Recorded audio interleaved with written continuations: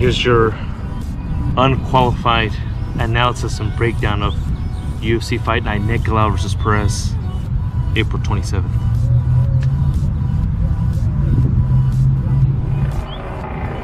Now, coverage on this card is pretty much radio silent.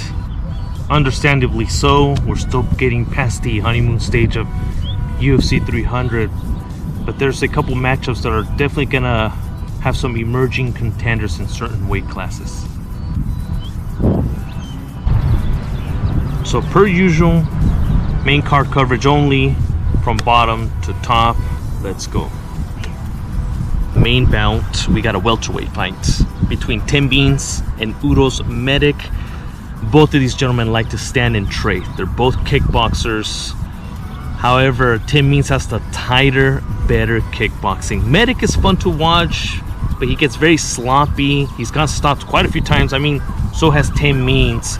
But Medic is just very careless, very sloppy. The only real thing that he has is standing at a southpaw stance. He, again, you know, that straight left that tends to catch a lot of people. But Tim Means, the dirty bird.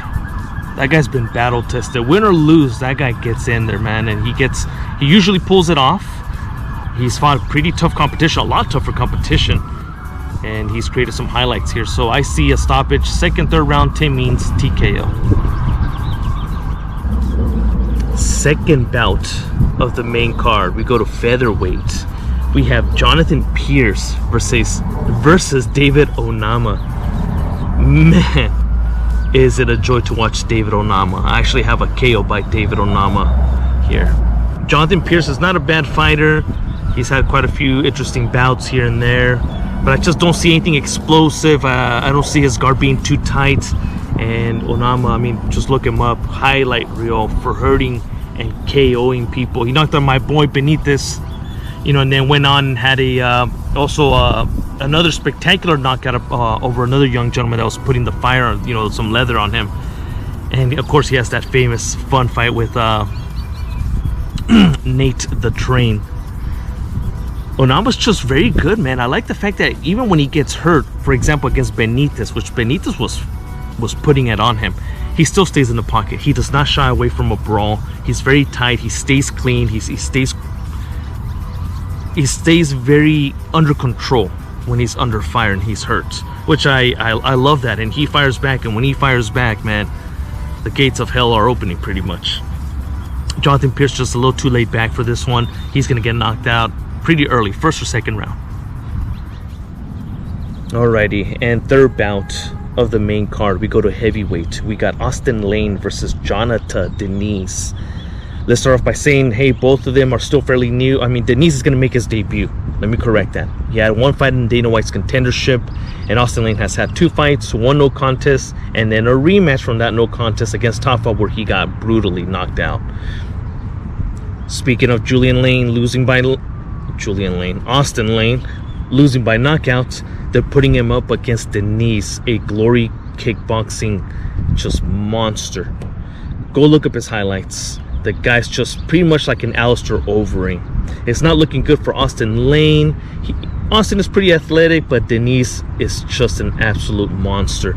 Flying knees, head kicks, you name it. We're talking about a legit professional glory kickboxer making it his debut. First or second round knockout by Diniz. And now fourth bout in the main card, we go to the women's flyweight division, and we got two fun women that like to throw down. We got Ariene Lipski versus Karine Silva. Lipski is such a fun person to watch. She likes to engage. She likes to throw her, 1, 2, 3 combos, and she walks forward. She's had pretty decent stoppages. She has decent knockout power for being a flyweight athlete. Unfortunately for her, no matter how much I personally like her and her style, she's going up against Karine Silva, who is definitely putting her hand right up there to be a contender with this win here, because she is going to win. She looks incredibly strong, incredibly powerful. Her last fight, I forgot who she fought, her physique looked insane. It looks like she's finally getting her dieting down. Her quads were ridiculous. Her back was ridiculous. Her deltas were ridiculous.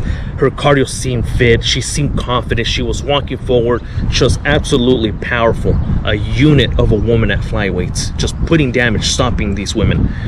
It's going to be a fun one. It is. It's going to consist of Lipski trying to throw her combos, moving. And I just feel Karine's going to walk her down. Put her hands on her, and whether she lands a KO punch or grapples her and finishes her on the ground, it's easy work for Silva here, and I truly believe she's the next one. After this fight, she's the next one in line for a title shot at that flyweight championship. Alrighty, fifth fight in the main card. We go to the light heavyweights division. Ryan Spann versus Bogdan Guskov. Let's get Guskov out of the way. 2 fights into the UFC. First one against Volkan Oezdemir, where it seemed to us, the fight was heating up, and then he gets TKO'd. His second fight in the UFC, I forgot who he went up against. But very similar fight, except for the other way around. Now he wins, but he won with brutal knockout power. What surprised me too is that he didn't need to wind up his punches to knock this guy out. Very scrappy dude. He likes to get in there. Looks and reminds me, even fight style, reminds me much of Krzysztof Zazinski. For those that don't know who Krzysztof is, with a K, Krzysztof, go look up the Stephan Bonner fights. Incredible fights.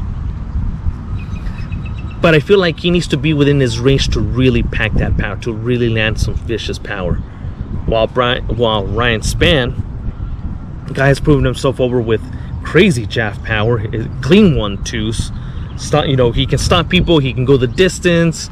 Now, I'm a little disappointed that he had to go to a split decision loss against Anthony Smith, a deteriorating Smith at that, but I think Brian Spann's 1-2s is going to get the job done here. First or second round TKO. Alrighty, and for our main event, we got Matheus Nicolau versus Alex Perez. Both have had some wins, some good wins, and some hard losses. Now, at this stage in their career, I just think Alex Perez is going to pull it off. The guy's just a go-getter. Whether if he's losing or not, he pushes and pushes and pushes. He's relentless. He'll get in your face, he'll strike, he'll try to take you down, he'll scramble. He definitely will test your cardio. While Nicolau, I feel like he's more reserved. He kind of likes to take his time. He waits. More so he likes to counter. But I just feel in a 5-round fight, Alex just will break him down. Mokaev is considered the next person in line for the title shot at that weight division. And when Alex and Mokaev fought on that 3rd round, on that 3-round fight, Alex Perez just ran him over. Mokaev was this close from giving in, just tapping, crying uncle. If it was a 5-round fight, Alex gets a finish over Mokaev. And I feel like it's going to be the same case here, except for instead of 3 rounds, it's going to go 5 rounds. I just don't think Matheus Nicolau can withstand that pace. He will break, he will get submitted. And Alex Perez is pretty much our new contender at the flyweight division.